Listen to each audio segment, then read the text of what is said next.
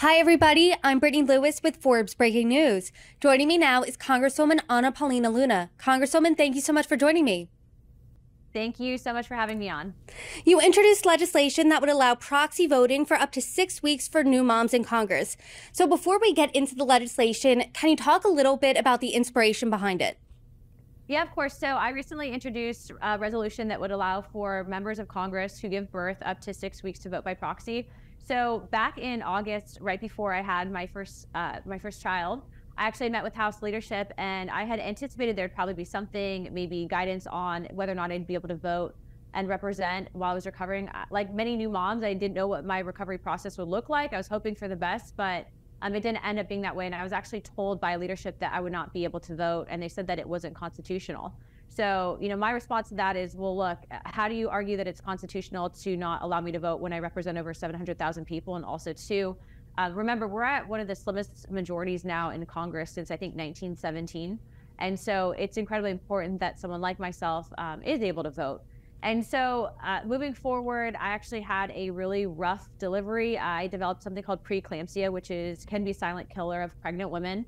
And then I also too was on, pumped full of blood pressure medications, antibiotics. I was also caring for my newborn son and advised not to travel. And so I came back as quick as I could, but it was not something that I had ever anticipated or expected.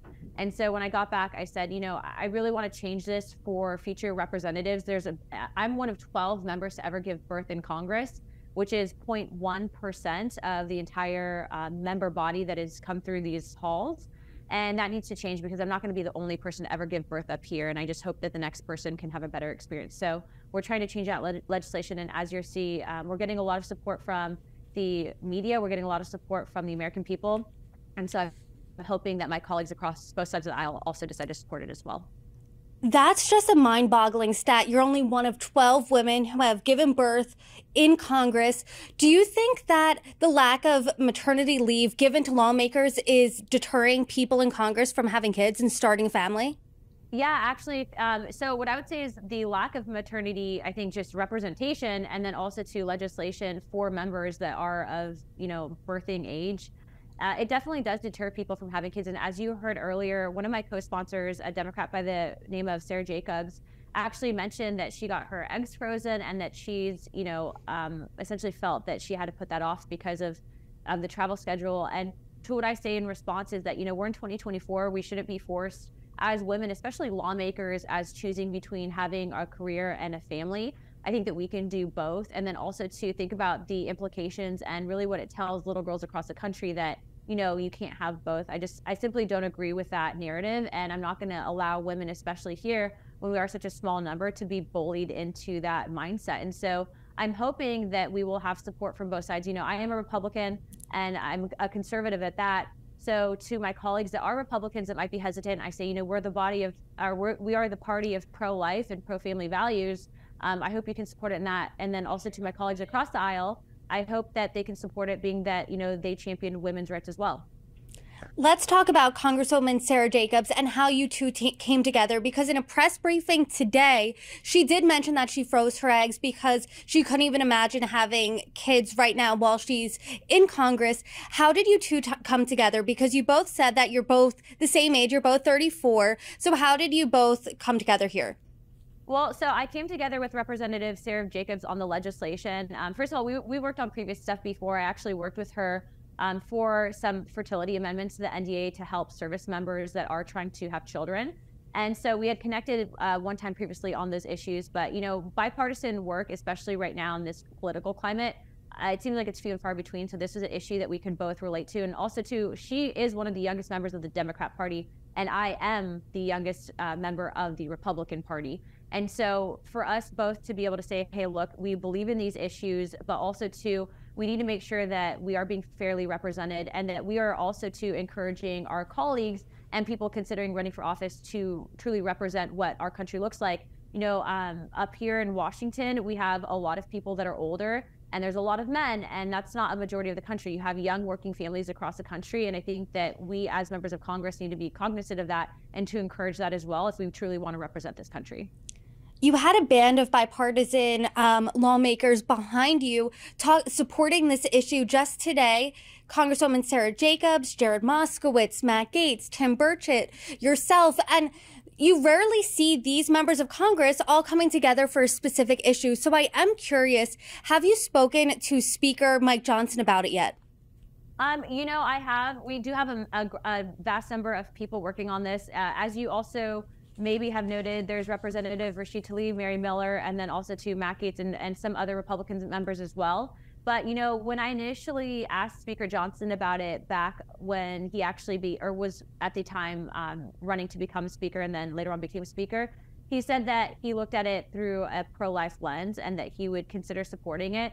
But I think really the issue that many Republicans have had is that they thought that this would be unconstitutional. So what we did is, in order to make that vote easier for these members and also to really abide by the Constitution, we actually carved out the establishing a quorum clause. And so what it does is it allows members to vote, but it does not establish a quorum, which would make it unconstitutional.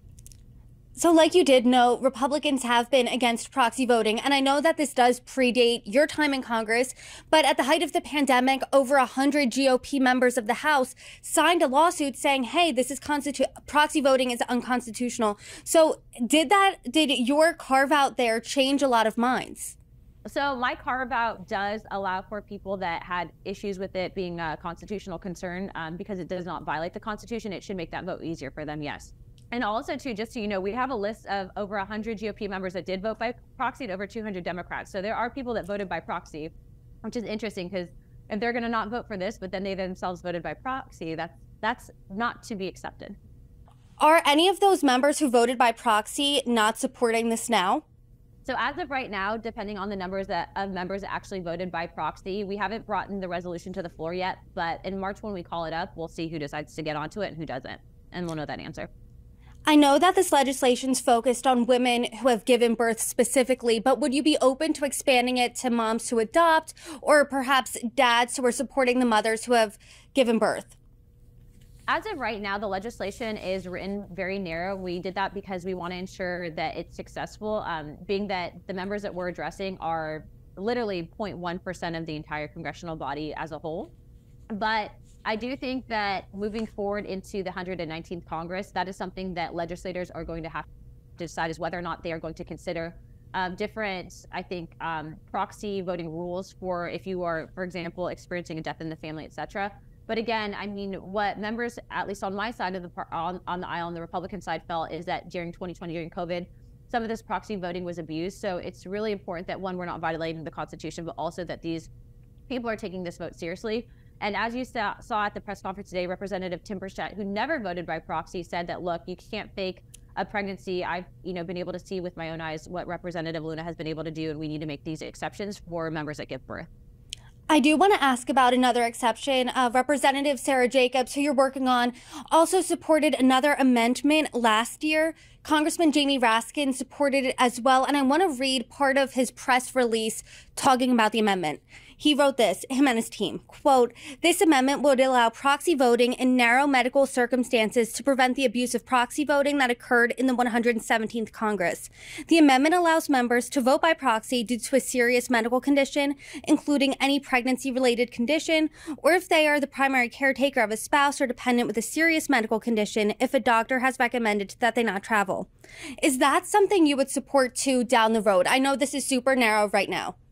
I think down the road, as long as it doesn't establish a quorum and thus doesn't go against the Constitution, I would consider supporting something like that, yes. The U.S. is the only high-income country that doesn't mandate any type of paid parental leave. Do you think, in general, the entire country has work to do in this department? Has this experience really opened your eyes to that? This experience has absolutely opened my eyes to some of the struggles that working parents, but also to single parents face. And I think what we need to do is take this into perspective. What can we do as legislators in order to encourage businesses to not just offer some of these resources, but also to how can we use our platforms to educate the masses on these topics? And so it's a big issue to tackle. I think we can get it done, but we're starting small, mainly because this hasn't been done before. And so I'm hoping that at least at the end of the 118th Congress or the 119th Congress, we can together work and show that, moms also have a voice in legislation. You noted in this conversation that the Republican Party is a pro-life party.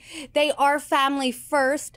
And I'm of reproductive age too. So a lot of conversations in my friend group are about affordable childcare, things like that. So do you think 6 weeks paid maternity leave is something that you could support as well?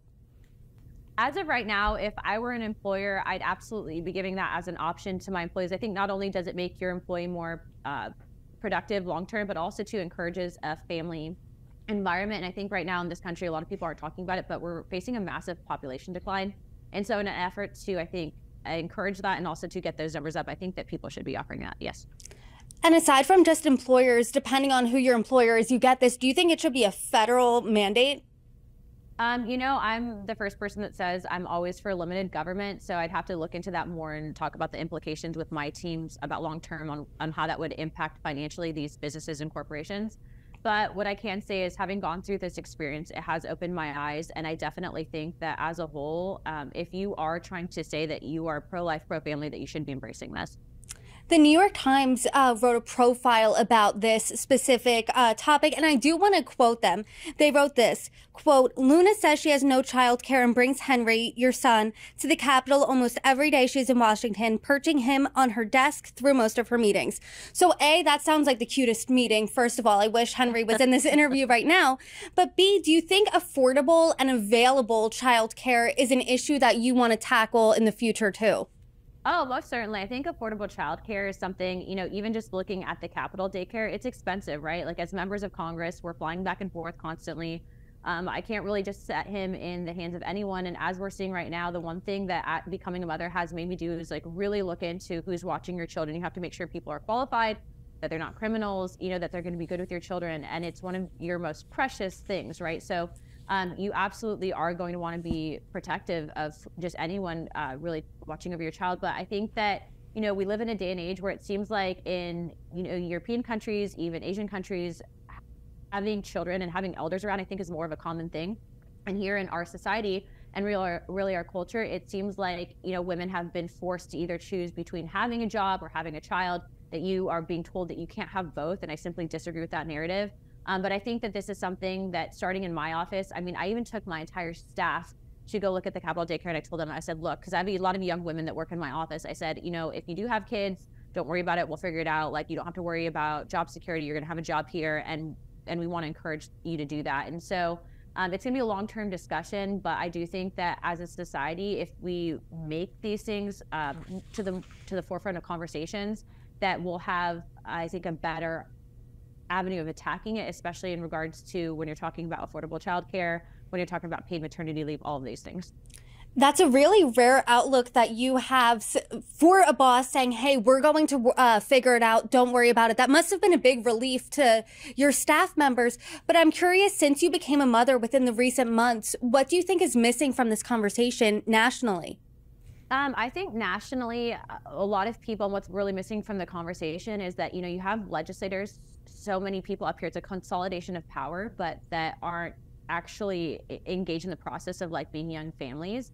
And so when you're looking at it through a lens of like, we are voting on legislation that is impacting families across the country that are struggling, especially because of what's happening right now with the economy, inflation, you know, they might not be able to afford childcare. They might be single parents. All of these experiences, I think, are missing from the conversation because you've literally only had in US history 12 members that have given birth. That's less than 0.1%. That's insane. And so if we can get more women elected, if we can get more women of birthing age elected and then have families up here, it brings a different lens and perspective to the conversation. And as you saw in that press conference today, we had everyone of different race, color, creed, age, and they were there saying we need to do this because on both sides of the aisle, we are seeing that this is a positive thing. And if it's positive for the parties, it's going to be positive for the country, and we're able to work together on this. So, you know, we're going to see where it goes. I really, really hope, and I ask leadership to please support this, because what you do is you are signaling to the American people that not only are representatives being heard and truly represented. Remember, I was told as a sitting member of Congress that I could not vote. That's insane. And so I hope that the next person, number 13, doesn't have this experience. And there is another delegate from Puerto Rico who's currently pregnant with twins. And so we are hoping that this allows for her to have a better experience than I did. I know that you just introduced the legislation this week, but what's next for the bill? What's next is now we have to wait a certain number of days to call it up on the floor, because I'm going to be hopefully passing this by discharge petition. It's a toolkit that isn't typically done by the majority party, but the reason I'm doing it is because I don't believe that they are going to bring it to the floor in regards to doing it as a traditional piece of legislation. So in that instance, what'll happen is there's literally going to be basically a document with lines on it, and people will go down and have to physically write their name on the bill if they want it to pass. And I just have to get 218 people to sign on to that petition, and it'll be law. Well, Congresswoman, we look forward to seeing where this bill goes. You're welcome back anytime. Best of luck. Thanks for joining me. Thanks, guys.